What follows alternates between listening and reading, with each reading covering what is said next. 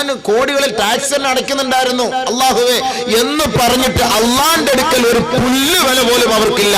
പടച്ചവന്റെ അടുക്കൽ സാധാരണ കോളനിയിൽ കിടക്കുന്ന, ലക്ഷം വീട് കോളനിയിൽ കിടക്കുന്ന, കേവലം ചെറ്റ വെച്ച് അതല്ലെങ്കിൽ ഒരു ടാർപ്പ വലിച്ചു കെട്ടി അതിനകത്ത് ഒതുങ്ങിക്കൂടി അള്ളാഹുവിനെ ഭയപ്പെട്ട് ജീവിച്ച സാധാരണക്കാരനായ ഒരു മുസ്ലിം സഹോദരനോ സഹോദരിയോ മരിച്ച റബ്ബിന്റെ ദർബാറിലേക്ക് പോകുമ്പോ അല്ലാഹു സുബ്ഹാനഹു വ തആലയുടെ മുന്നിൽ ഈ പാവപ്പെട്ട ഈ സഹോദരനായിരിക്കും മാന്യൻ. നമ്മൾ വിചാരിക്കും ഏറ്റവും വലിയ പത്രാസിന് താമസിച്ച അവളെ കണ്ടു കഴിഞ്ഞാൽ 10 പേര് ആൾക്കാർ കൂടും, ഇവരൊക്കെ ആയിരിക്കും വലിയ അള്ളാന്റെ അടുക്കൽ വലിയ രക്ഷയെന്ന് നമ്മൾ ധരിക്കും. പക്ഷെ മൂപ്പിലാൻ അള്ള തീരുമാനിക്കുന്ന വിഷയം വേറെയാണ്. അത് അല്ലാഹു തന്നെ പറയുന്ന കാര്യമാണ്. ഇന്ന അക്രമകും ഇൻദല്ലാഹി അത്ഖാകും. അല്ലാഹുവിന്റെ അടുക്കൽ ഏറ്റവും വലിയ മാന്യനും ഏറ്റവും വലിയ അല്ലാഹുവിന്റെ പ്രീതി കരസ്ഥമാക്കിയവനും അല്ലാഹുവിന്റെ അടുക്കൽ സ്വീകാര്യനും അത്ഖാകും, അവനെ ഏറ്റവും കൂടുതൽ ഭയപ്പെട്ടവനത്രേ. അല്ലാഹയെ പേടിച്ചവനാരോ അവനാണ് അല്ലാഹുവിന്റെ അടുക്കൽ സ്ഥാനം. അതിനാണ് ഞാൻ നിങ്ങൾ ഒരുമിച്ചുകൂടി അള്ളാഹയെ പേടിക്കാൻ. നമുക്കിവിടെ ഗ്രൂപ്പും ഇല്ല, നമുക്കാരെയും പഴിയാറണ്ട, നമുക്കാരെയും കളിയാക്കണ്ട, നമുക്കാരെയും ആക്ഷേപിക്കണ്ട, നമുക്കാരെയും അധിക്ഷേപിക്കണ്ട. നിങ്ങളും ഞാനും അള്ളാഹയെ പേടിച്ച് ജീവിക്കണം മരിക്കുന്നത് വരെ. അതാണ് എൻ്റെ നിങ്ങളുടെ ആഗ്രഹം. നിങ്ങളുടെ ആഗ്രഹം അതല്ലേ? അല്ല വേറെ നമുക്ക് ലക്ഷ്യമൊന്നുമില്ല. ഇവിടെ ഒരു ലക്ഷ്യവും ഇല്ല, ഒരു ലക്ഷ്യവുമില്ല. നമ്മൾ ആരെ ഇടങ്ങാറുണ്ടാക്കാനോ ഒരു സമൂഹത്തെ ചീത്ത വിളിക്കാനോ ഒരാളെ കളിയാക്കാനോ ഒരാളെ പരിഹസിക്കാനോ ഒന്നിനുമല്ല വരുന്നത്. തഖ്വയിൽ അധിഷ്ഠിതമായ ജീവിതം നയിക്കുന്നതിനുള്ള ഉപദേശ നിർദ്ദേശങ്ങൾ അല്ലാഹു പറഞ്ഞിരിക്കുന്നത് എന്തൊക്കെയാണ് അതൊന്ന് കേൾക്കണം, പഠിക്കണം, മനസ്സിലാക്കണം. ഇതാണ് എൻ്റെ നിങ്ങളുടെയും ചിന്ത. ഇതല്ലാതെ ഒരു ചിന്ത പോലും എനിക്കില്ല. അത് അല്ലാഹു എൻ്റെ ഹൃദയം അറിയുന്നവനാണ്. ഏതെങ്കിലും ഒരു ഗ്രൂപ്പിൻ്റെ ആളായിട്ട് നിങ്ങൾ എന്നെ അറിയപ്പെട്ടിട്ടുണ്ടോ? ഏതെങ്കിലും സംഘടനകൾ നിങ്ങൾ ചോദിച്ചു നോക്കുക, ആ അബൂബക്കർ മുസ്ലിയാർ അതിനകത്ത് വല്ലതും ഉണ്ടോ എന്ന്. ഏത് സംഘടന നിങ്ങൾ തിരക്കി നോക്കിക്കോളി, ഒരു സംഘടനയെ പോലും ഇല്ല. നമ്മുടെ സംഘടന ഇസ്ലാമിക സംഘടന, അതിനേക്കാൾ വലിയൊരു സംഘടന ലോകത്തില്ല. ഇന്നദ്ദീന ഇൻദല്ലാഹി ഇസ്ലാം. കാരണം എന്താ? ഇസ്ലാം എല്ലാ ഐക്യവും പഠിപ്പിച്ചു കൊടുക്കുന്നു. ബാക്കിയുള്ള സംഘടനകളിൽ ഐക്യമില്ല. ബാങ്ക് വിളിക്കുമ്പോൾ എല്ലാ ഗ്രൂപ്പുകാരും പള്ളിയിൽ കയറുന്നു. ബാങ്ക് വിളിക്കുമല്ലേ, അവിടെ വ്യത്യാസമുണ്ടോ? നമസ്കാരത്തിന്റെ സമയമാകുമ്പോൾ എല്ലാവരും ഒരേപോലെ ഒന്നുമെടുക്കുന്നു, അവിടെ വ്യത്യാസമില്ല. ഒരേ ഇമാമിനെ പിൻപറ്റുന്നു, ജമാഅത്ത് നമസ്കാരത്തിൽ പങ്കെടുക്കാൻ അവിടെ വ്യത്യാസമില്ല. ഖിബ്ലയെ അഭിമുഖീകരിക്കുന്നു, അവിടെയും വ്യത്യാസമില്ല. നമസ്കാരത്തിന്റെ റക്അത്തുകളിൽ എണ്ണങ്ങളിൽ അവിടെയും വ്യത്യാസമില്ല. ഫാത്തിഹ സൂറത്ത് ഓതുന്നു, അവിടെയും വ്യത്യാസമില്ല. ഈ ഗ്രൂപ്പാണ് ഇസ്ലാമിന്റെ ഗ്രൂപ്പ്. ഇതിന് അല്ലാഹു ഇട്ട പേരാണ് മില്ലത്ത് അബീക്കും ഇബ്രാഹിം. നിങ്ങളുടെ ഇബ്രാഹിമായ നിങ്ങളുടെ പിതാവിന്റെ മതമാണിത്. അതുകൊണ്ട് നിങ്ങൾ ഇതിനെ ഇഷ്ടപ്പെട്ടുകൊള്ളണം. ഹുവ സമ്മാക്കും മുസ്ലിമീൻ. അല്ലാഹു നിങ്ങൾക്ക് പേര് നൽകിയിരിക്കുന്നു മുസ്ലിമീൻ എന്ന പേര്.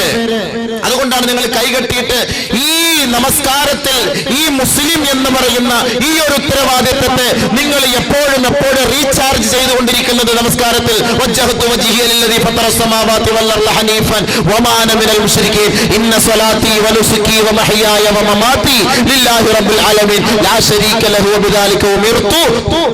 ബാക്കി വാന മിനൽ മുശ്രികീന വാന മിനൽ മുസ്ലിമീൻ. ഞാൻ മുസ്ലിമാണെന്ന് റബ്ബിന്റെ കോടതിയുടെ മുന്നിൽ കൈകെട്ടി നിന്നുകൊണ്ട് എല്ലാ ദിവസവും 5 പ്രാവശ്യം നമ്മുടെ ഈമാനിനെ ചാർജ് ചെയ്തുകൊണ്ടിരിക്കുകയാണ്. വാന മിനൽ മുസ്ലിമീൻ. എന്നിട്ട് അല്ലാഹു പറയുന്നു, ഈ ഇസ്ലാമിൽ നീ ഉൾപ്പെട്ടാൽ നീ രക്ഷപ്പെടും. ഈ ഇസ്ലാം അല്ലാതെ വേറെ ഏതിൽ നീ ഉൾപ്പെടുന്നു നീ രക്ഷപ്പെടുകയില്ല.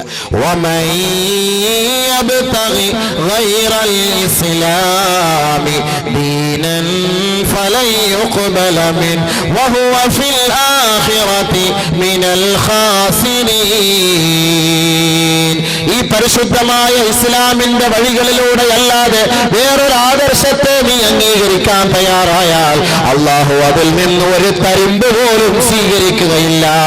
അവൻ നാളെ പരലോകത്ത് പരാജിതനായിരിക്കുമെന്ന് പരിശുദ്ധ ഖുർആനിൽ അല്ലാഹു അടിവരയിട്ട് നമ്മളെ പഠിപ്പിച്ചു തരികയാണ് ഖുർആൻ. അതുകൊണ്ടാണ് വനമൽ മുസ്ലിം. എല്ലാ ഗ്രൂപ്പുകാരും ഉള്ള സംഘടനയാണ് ഇസ്ലാം. അതിൽ നമുക്ക് ഉൾപ്പെടാം. അതാണ് നമ്മുടെ സംഘടന. എന്താ ശരിയല്ലേ? മരിക്കുമ്പോഴും എല്ലാവരും ഒരേ ആദർശം അനുസരിച്ച് വന്ന് പൊക്കിയെടുത്ത് കുളിപ്പിച്ച് കൊണ്ടുപോയി ഖബറിനകത്ത് അടക്കി റാഹത്തായിട്ട് ദുആ ചെയ്ത് ഖൈറായിട്ട് സലാം പറഞ്ഞ് പിരിഞ്ഞു വരും. അതാണ് നമ്മുടെ സംഘടന. അതിൽ നമ്മൾ കുത്തിത്തിരിപ്പുണ്ടാക്കിയാൽ അവർക്ക് പറയുന്ന പേരാണ് കപട വിശ്വാസികളും കപടന്മാരും മുനാഫിക്കീങ്ങളും. നബി സല്ലല്ലാഹു അലൈഹി വസല്ലം തങ്ങളുടെ കാലഘട്ടത്തിൽ തന്നെ ഉണ്ടായിരുന്നു. നബി തങ്ങളോടൊപ്പം ഒപ്പം നമസ്കരിക്കുമായിരുന്നു, ഒപ്പം നമസ്കരിക്കുമായിരുന്നു. ഒന്നാമത്തെ സഫിൽ തന്നെ നമസ്കരിക്കുമായിരുന്നു. നിസ്കാരം കഴിഞ്ഞിട്ട് ഇറങ്ങി കൊഞ്ഞണം കുത്തും നബിയെ. ഇവരുടെ പേരാണ് മുനാഫിഖീങ്ങൾ, കപടന്മാർ. ഇന്നൽ മുനാഫിഖീന ഫിദ്ദർകിൽ അസ്ഫലി മിനന്നാർ ഇന്നൽ മുനാഫിഖീന യുഖാദിഊന അല്ലാഹ് വഹുവ ഖാദിഉഹും വഇദാ ഖാമൂ ഇലസ്സലാഹ് ഖാമൂ കുസാലാ യുറാഊന അന്നാസ വലാ الله إلا قليلا.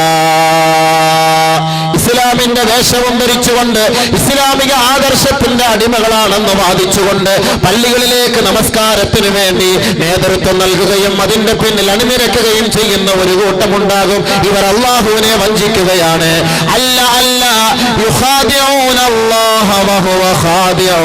അല്ലാഹു ഇവരെ വഞ്ചിക്കുകയാണ് ചെയ്യുന്നത്. വഇദാ ഖാമൂ അവർ നമസ്കാരത്തിലേക്ക് കൈകെട്ടി നിന്ന് കഴിഞ്ഞാൽ ഖാമൂ കുസാലാ, അലസതയോടെ അലംഭാവത്തോടെ അവരുടെ ചിന്താമണ്ഡലങ്ങളിൽ എങ്ങോട്ടോ തിരിച്ചുകൊണ്ടവർ നമസ്കരിക്കുന്നു. വലാ യദ്കുറൂനല്ലാഹ ഇല്ലാ ഖലീലാ, അല്ലാഹുവിനെ വളരെ തുച്ഛമായിട്ടല്ലാതെ സ്മരിക്കാറില്ല. പടച്ച തമ്പുരാനെ ഓർക്കുന്ന വിഷയത്തിൽ അവർക്ക് അലംഭാവമാണ്, അലസതയാണ്. ആ വിഷയത്തിൽ അവർക്ക് വലിയ താല്പര്യമില്ല. ആരെയോ കാണിക്കുന്നതിന് വേണ്ടി, ആരുടെയോ പ്രോത്സാഹനത്തിന്റെ പേരിൽ, ആരെയോ തൃപ്തിപ്പെടുത്തുന്നതിന് വേണ്ടി, ആരുടെയോ ഒക്കെ കൂട്ടത്തിൽ വല്ലപ്പോഴും പോയി പള്ളിയിലൊന്ന് നമസ്കാരത്തിന് നേതൃത്വം നൽകും. അതല്ലാതെ കണ്ട് അവർക്ക് നമസ്കാരവും അല്ലാഹുവുമായി ബന്ധമില്ല. ഇവർ കപടന്മാരാണ്. ഇവരെ സൂക്ഷിക്കണേ. നരകത്തിന്റെ ഏറ്റവും അടിത്തട്ടിലാണ് ഇവരുടെ സങ്കേതം എന്ന് പരിശുദ്ധ ഖുർആൻ. വരെ നിസ്കരിക്കും. നമ്മളെ കാണുമ്പോഴും കണ്ട മുൻപല്ല് കൊണ്ട് ചിരിച്ചിട്ട് അണപ്പല്ല് കൊണ്ട് കടിച്ചു പിടിക്കും. പഹയൻ കാണുമ്പോ നല്ല രസമായിരിക്കും, ഭയങ്കര സന്തോഷത്തോട് സലാക്ക് പറയും. പക്ഷെ അപ്പുറത്തിരുന്ന് മറ്റു പരിപാടികൾ ചെയ്യും. അപ്പോൾ അല്ലാഹു സുബ്ഹാനഹു വ തആല നമുക്ക് നോമ്പ് നിർബന്ധമാക്കിയതിനെ കുറിച്ച് നമ്മൾ ചർച്ച ചെയ്യുന്നത്. അപ്പൊ ആർക്ക് വേണ്ടി, ആരാകുന്നതിന് വേണ്ടി അല്ലാഹു തആല നമുക്ക് നോമ്പ് നിർബന്ധമാക്കിയതിന്റെ കാരണങ്ങൾ എന്തിനാണ്? അതാണ് നമ്മൾ മനസ്സിലാക്കേണ്ടത്. അള്ളാഹുവിന്റെ തൃപ്തിയാണ് നമ്മൾ അതിലൂടെ ആഗ്രഹിക്കുന്നത്, അതല്ല മറ്റാരുടെ തൃപ്തിയല്ല. നമ്മൾ നമസ്കരിക്കുന്നതും ഇബാദത്ത് എടുക്കുന്നതും നോമ്പ് പിടിക്കുന്നതും എല്ലാം അള്ളാഹ്ക്ക് വേണ്ടി.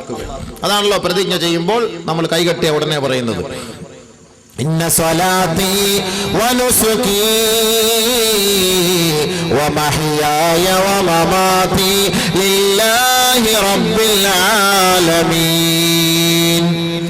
എന്റെ നമസ്കാരം, എന്റെ ഹജ്ജ് കർമ്മങ്ങൾ, എന്റെ ചലനം, എന്റെ നിശ്ചലനാവസ്ഥ, എന്റെ പ്രവർത്തനം, എന്റെ ഉറക്കം, എന്റെ ഉണർവ്, എന്റെ ജീവിതം, എന്റെ മരണം എല്ലാം ലില്ലാഹി റബ്ബിൽ ആലമീൻ, ലോകങ്ങളുടെ രക്ഷിതാവേ നിനക്ക് വേണ്ടി മാത്രമാണ് അല്ലാഹ്.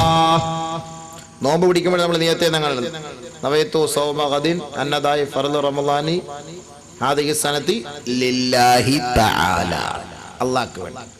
നിസ്കരിക്കാൻ നേരത്ത് ഉസല്ലി ലില്ലാഹി തആല, എല്ലാം അള്ളാഹ്ക്ക് വേണ്ടിയാണ് എന്ന ഒരു ചിന്തയാണ് നമുക്ക് ഉണ്ടാക്കുന്നത്. എല്ലാം അള്ളാഹ്ക്ക് വേണ്ടി, അള്ളാഹ്ക്കല്ലാതെ മറ്റൊന്നുമില്ല. അതുകൊണ്ടാണ് അള്ളാഹ്ക്ക് വേണ്ടിയുള്ള കാര്യങ്ങൾ ചെയ്യുന്ന നമ്മളോടാണ് അള്ളാഹു പറയുന്നത്, യാ അയ്യുഹല്ലദീന ആമനൂ, ഏ സത്യവിശ്വാസികളെ, കുതിബ അലൈക്കുമുസ്സിയാം,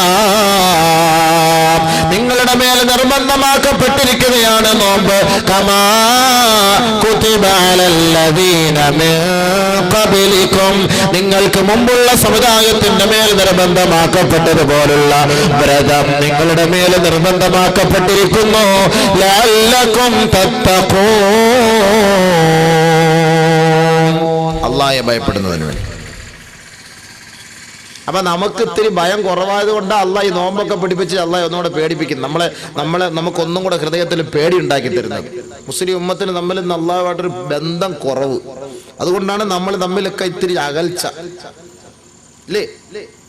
ഇന്ന് കുടുംബ പശ്ചാത്തലം പരിശോധിച്ച് നോക്കിയാൽ ഇന്ന് എല്ലാവരും കൊച്ചാപ്പാടം മക്കളുമായിട്ട് മൂത്താപ്പാടം മക്കൾക്ക് ഒരു ബന്ധവുമില്ല, ചേട്ടന്റെ മക്കളുമായിട്ട് അനിയന്റെ മക്കൾക്ക് ഒരു ബന്ധവുമില്ല, ഭാര്യയുടെ കുടുംബക്കാരുമായിട്ട് ഭർത്താവിന്റെ കുടുംബത്തിന് ഒരു ബന്ധവുമില്ല, ഭർത്താവിന്റെ കുടുംബമായിട്ട് ഭാര്യയുടെ കുടുംബമായിട്ട് ബന്ധമില്ല. വളരെ വിരളം മാത്രം. നിസ്കരിക്കാനൊക്കെ ഒരു സഫിൽ കാണും, പക്ഷെ കണ്ടാ സലാം പറയൂല, മിണ്ടൂല. ഒരു ജമാഅത്തുകാരും ഒരു കുടുംബക്കാരും ഒക്കെയാണ്. ഒരു സഫിൽ തന്നെ കാണും. വാപ്പ ഇതിലേക്കൂടെ വന്നാൽ കൊച്ചാപ്പ ഇതിലേക്കൂടെ പുറത്തു പോകും, ജ്യേഷ്ഠ ഇതിലേക്കൂടെ പോയാൽ അതിനെ ഇതിലേക്കൂടെ, അനിയൻ ഇതിലേക്കൂടെ പോകും, അളിയൻ അതിലേക്കൂടെ കയറിയാൽ മച്ചമ്പി ഇതിലേക്കൂടെ ഇറങ്ങിപ്പോകും. കണ്ടാൻ മിണ്ടൂല. എല്ലാവരും കുടുംബക്കാരാ. അവിടെയാ പ്രശ്നം, അവിടെയാണ് പ്രശ്നം. എല്ലാരും നിസ്കാരക്കാരുവാ, എല്ലാരും നോമ്പ് പിടിക്കുന്നവരുവാ, എല്ലാരും ഹാജിയാരുവാ. പക്ഷെ പ്രശ്നം എന്താ? ഇവര് തമ്മിൽ കണ്ടാൻ മിണ്ടൂല, സംസാരിക്കൂല. അതാണ് അള്ളാഹു പറയുന്നത്, അങ്ങനെ ജീവിച്ചാല് തഖ്വയോടുകൂടി എന്റെ അടുക്കൽ നിങ്ങൾക്ക് സ്ഥാനം കിട്ടൂല. കേട്ടോ, എല്ലാരും കേട്ടോ, എല്ലാരും കേട്ടോ, മനസ്സിലാക്കുക. ദീന പറയുന്ന ഖുർആനും ഹദീസും അവിടെ ആർക്കും വരാത്തൊരു സംശയവും വേണ്ട.